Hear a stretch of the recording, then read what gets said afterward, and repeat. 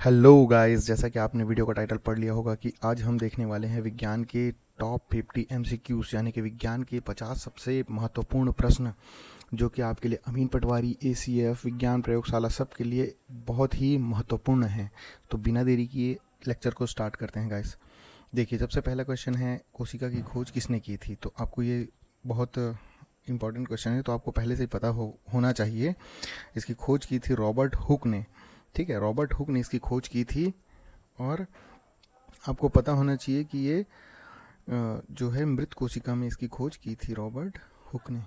ठीक है, और जीवित कोशिका में इसकी खोज की थी जीवित कोशिका में इसकी खोज की थी एवी ल्यूवेनहॉक ने। एवी ल्यूवेनहॉक ने। तो आपको ये याद रखना चाहिए कि कोशिका की खोज किसने की थी करके आएगा तो रॉबर्ट हुक, क्योंकि इन्होंने ही सबसे पहले कोशिका के बारे में बताया, लेकिन वो मृत कोशिका थी। लेकिन जीवित कोशिका की खोज सबसे पहले की थी एवी ल्यूवेनहॉक ने। ठीक है, चलिए आगे बढ़ते हैं। विटामिन B1 का रासायनिक नाम क्या होता है। तो आपको पता होना चाहिए कि विटामिन B1 से लेके B12 तक होते हैं और सबके रासायनिक नाम अलग अलग होते हैं। B1 का रासायनिक नाम ही सबसे ज़्यादा आता है, तो इसका नाम है थायमीन। ठीक है, चलिए आगे बढ़ते हैं। इलेक्ट्रॉन की खोज किसने की थी। इलेक्ट्रॉन, प्रोटॉन और न्यूट्रॉन तीनों की खोजकर्ता के बारे में बहुत ज़्यादा आता है, तो इसको आपको पता होना चाहिए कि इलेक्ट्रॉन की खोज की थी जे थॉमसन ने। ठीक, आगे बढ़ते हैं। सीटी स्कैन में उपयोग होता है। सीटी स्कैन में क्या उपयोग होता है। तो सीटी स्कैन में सबसे ज़्यादा उपयोग होता है एक्सरे का उपयोग किया जाता है सीटी स्कैन में। ठीक है, आगे बढ़ते हैं। विटामिन ए की कमी से कौन सा रोग होता है। तो विटामिन ए की कमी से रतौंधी रोग होता है। ठीक है, विटामिन बी की कमी से बेरी रोग होता है और विटामिन सी की कमी से स्कर्वी रोग होता है। ठीक है, आगे बढ़ते हैं। कितने डिग्री सेल्सियस पर जल का घनत्व तो अधिकतम होता है। तो 4 डिग्री सेल्सियस। यहाँ पर हाईएस्ट जो होगा 4 डिग्री सेल्सियस पर जो है जल का घनत्व तो सबसे अधिकतम होता है। ठीक है, आधुनिक आवर्त सारणी की खोज किसने की थी। तो आधुनिक आवर्त सारणी जो बनाया था वो बनाया था हेनरी मोजले ने। हेनरी मोजले ने जो है आधुनिक आवर्त सारणी की खोज की थी। जॉन न्यूलैंड्स और दमित्री मेंडलीफ, ये दोनों भी जो है आवर्त सारणी बना रहे थे, लेकिन इन्होंने जो बनाया था वो सक्सेसफुल नहीं हो पाया था, क्योंकि ये जो है तत्वों को परमाणु द्रव्यमान के हिसाब से अरेंज कर रहे थे। तो इसमें जो सबसे बड़ा दिक्कत आया था वो हाइड्रोजन के प्लेस को लेकर के आया था।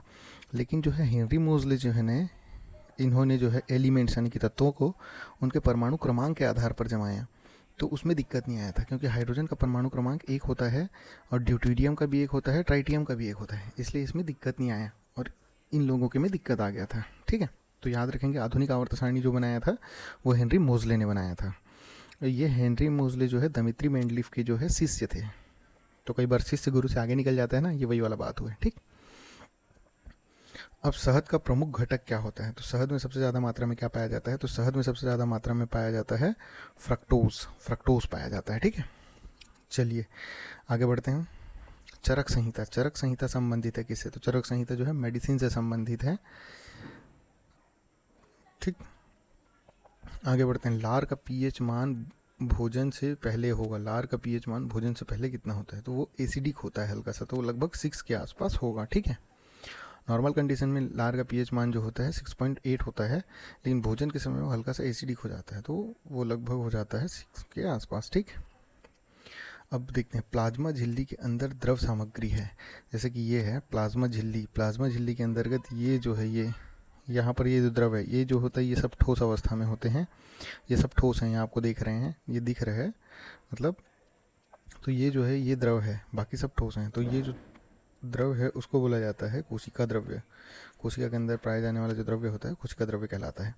ये देख सकते हो, ये आप माइटोकॉन्ड्रिया है, ये केंद्रक है। ठीक है, इस प्रकार सभी किसी को देख सकते हो आप। केंद्रक की खोज किसने की थी। तो रॉबर्ट ब्राउन ने की थी। इसके भी खोज करता आ जाते हैं बार बार। कोशिका की खोज की थी रॉबर्ट हुक ने, लेकिन केंद्रक की खोज की थी रॉबर्ट ब्राउन ने। इसको आप याद रखना। और केंद्रक के अंदर ही क्या पाया जाता है, डीएनए पाया जाता है ये। और ये डीएनए जो है इसकी खोज की थी वाटसन एंड क्रिक ने। ये भी बहुत इंपॉर्टेंट है। तो डीएनए किस में पाया जाता है। तो डीएनए पाया जाता है केंद्रक में। ठीक है, और केंद्रक का विभाजन होता है तभी डीएनए का विभाजन होता है। चलिए सब आगे बताऊंगा आपको। दूध को घी में परिवर्तित करने वाला उत्प्रेरक कौन सा है। तो दूध को घी में परिवर्तित करता है लाइपेज। ठीक है, लाइपेज। आगे चलते हैं। सिरका का रासायनिक नाम क्या है। सिरका का रासायनिक नाम है एसिटिक अम्ल। एसिटिक एसिड बोलते हैं सिरका को। ठीक है, आगे बढ़ते हैं। सौर सेल बनाने में प्रयुक्त होने वाला तत्व कौन सा है? तो सिलिकॉन। सिलिकॉन जो होता है इससे सौर सेल बनाते हैं। सिलिकॉन एक जो होता है ये होता है न धातु होता है न अधातु होता है, ये होता है उपधातु। उपधातु, ठीक है। इसको मेटलॉइड कहते हैं। मेटलॉइड, ना मेटल होता है ना नॉन मेटल होता है, ये मेटलॉइड होता है। जब इसमें कुछ मिला दिया जाता है तो ये धातु की भांति कार्य करने लगता है, ठीक है।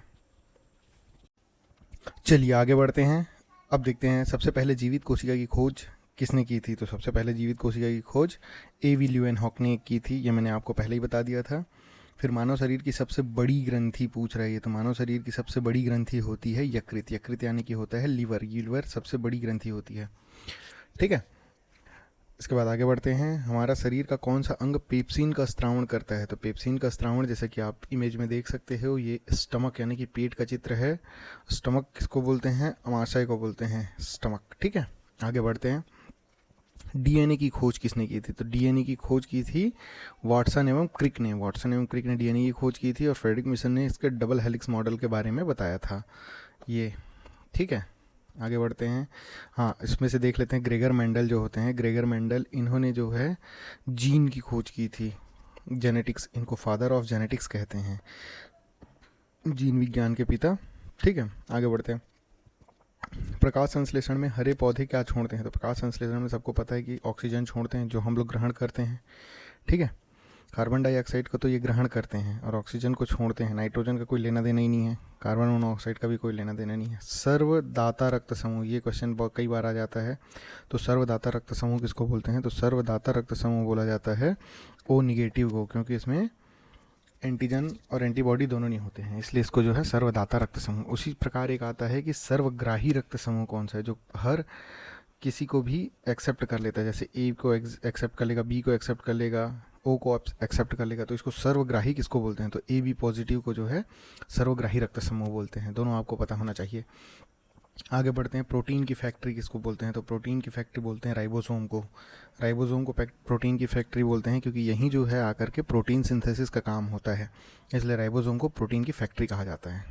चलिए आगे बढ़ते हैं। लाइजोसोम को बोलते हैं आत्महत्या का थैला, ठीक है। आत्महत्या का थैला बोलते हैं इसको। और ये कोशिका द्रव्य जो होता है, कोशिका द्रव्य ये बताया था मैं आपको कि जो कोशिका के अंदर जो द्रव्य होता है उसको बोलते हैं कोशिका द्रव्य, ठीक है। आगे बढ़ते हैं। फिर सबसे बड़ी कोशिका कौन सी है? ये क्वेश्चन बहुत आता है। तो सबसे बड़ी कोशिका है शुतुरमुर्ग का अंडा। सबसे छोटी कोशिका होती है शुक्राणु, शुक्राणु यानी कि स्पर्म। और सबसे बड़ी कोशिका होती है अंडाणु यानी कि एग। और सबसे लंबी कोशिका होती है तंत्रिका कोशिका, ये सबसे लंबी होती है, ठीक है। तो ये आपको याद होना चाहिए। अच्छा, ये मानव शरीर के बारे में बात कर रहा था मैं। मानव शरीर के बारे में सबसे छोटी कोशिका होती है स्पर्म, सबसे बड़ी कोशिका होता है अंडाणु, सबसे लंबी कोशिका होती है तंत्रिका कोशिका। लेकिन ओवरऑल अगर देखोगे तो सबसे बड़ी कोशिका होती है, विश्व में सबसे बड़ी कोशिका होती है शुतुरमुर्ग का अंडा। और विश्व में सबसे छोटी कोशिका होती है बैक्टीरिया। बैक्टीरिया यानी कि माइकोप्लाज्मा भी एक बैक्टीरिया है और माइकोप्लाज्मा की सबसे छोटी कोशिका होती है, ठीक है। आगे बढ़ते हैं। पत्तियों का रंग हरा क्यों होता है? तो भाई पत्तियों का रंग हरा होता है क्लोरोप्लास्ट के कारण। क्लोरोप्लास्ट में क्लोरोफिल नामक एक तत्व पाया जाता है जिसके कारण पत्तियों का रंग हरा होता है। कैरोटीन के कारण गाजर का रंग जो है लाल होता है, ठीक है। लाल या फिर नारंगी, जो भी बोल लो आप, तो ये कैरोटीन के कारण होता है, ठीक है। आगे बढ़ते हैं। इमली में कौन सा अम्ल पाया जाता है? तो इमली में टर्टरिक अम्ल पाया जाता है, ठीक। आगे बढ़ते हैं। लार खालिस्तान के पाचन में मदद करता है। तो लार जो है स्टार्च के पाचन में मदद करता है, ठीक। आगे बढ़ते हैं। पेनिसिलिन की खोज किसने की थी? ये भी तो बहुत ज़्यादा इंपॉर्टेंट है और बहुत एकदम जनरल नॉलेज वाला क्वेश्चन है। इसकी खोज की थी अलेक्जेंडर फ्लेमिंग ने। चार्ल्स डार्विन ने जो है इन्होंने वो दिया था सर्वाइवल का जो थ्योरी होता है ना वो, ठीक है। और ग्रेगर मेंडल में फादर ऑफ जेनेटिक्स करके बता चुका हूँ, ठीक है। आगे देखते हैं। फिर मेंढक के हृदय में कितने प्रकोष्ठ होते हैं? तो आपको ये याद रखना है, मेंढक के हृदय में 3 प्रकोष्ठ होते हैं। आगे बढ़ते हैं। पित्तरस यानी कि बाइल जूस किसके द्वारा स्त्रावित किया जाता है? तो ये अमाशय के द्वारा स्त्रावित किया जाता है, ठीक। आगे बढ़ते हैं। रक्त परिसंचरण की खोज किसने की थी? तो रक्त परिसंचरण की खोज की थी विलियम हार्वे यानी कि ब्लड सर्कुलेशन, विलियम हार्वे ने की थी। फिर चेचक के टीके की खोज किसने की थी? चेचक के टीके की खोज की थी एडवर्ड जेनर ने, ठीक। भारत का पहला सुपर कंप्यूटर कौन सा था? भारत का पहला सुपर कंप्यूटर परम 800 था, 8000। ठीक। फिर मस्से यानी कि मार्ट, ये किसके कारण होता है? तो ये होता है वायरस के कारण, विषाणु। कौन सा वायरस होता है? HPV virus. एचपीवी वायरस, जैसे कि ये देख रहा है लड़की के चेहरे में मस्से हो गए हैं, तो ये एचपीवी वायरस के कारण होता है। भारी जल का रासायनिक सूत्र क्या होता है? तो ये मैंने आपको केमिस्ट्री की क्लास में बताया था कि भारी जल का रासायनिक सूत्र होता है D2O। ये जो बनता है ये ड्यूटीरियम से बनता है। ड्यूटीरियम जो है हाइड्रोजन का समस्थानिक होता है। 1H1 जो होता है या हाइड्रोजन है, 1H2 जो होता है, ये होता है ड्यूटीरियम। और ड्यूटीरियम हाइड्रोजन का समस्थानिक है, जिससे भारी जल बनता है। और भारी जल का उपयोग कहाँ जाता है? न्यूक्लियर रिएक्टर में मंदक के रूप में किया जाता है। ठीक। आगे बढ़ते हैं। गाजर का लाल रंग के पीछे क्या कारण होता है? तो गाजर के लाल रंग के पीछे कैरोटीन तो होता है, लेकिन अब देखो यहाँ पर क्या कर दिया, अल्फा कैरोटीन बीटा कैरोटीन कर दिया, तो इसमें जो होता है आंसर बीटा कैरोटीन। ठीक। ठीक है, आगे बढ़ते हैं। एक्स किरणों की खोज किसने की थी? तो एक्स किरणों की खोज की थी विल्हेम कॉनराड रॉन्टजन ने।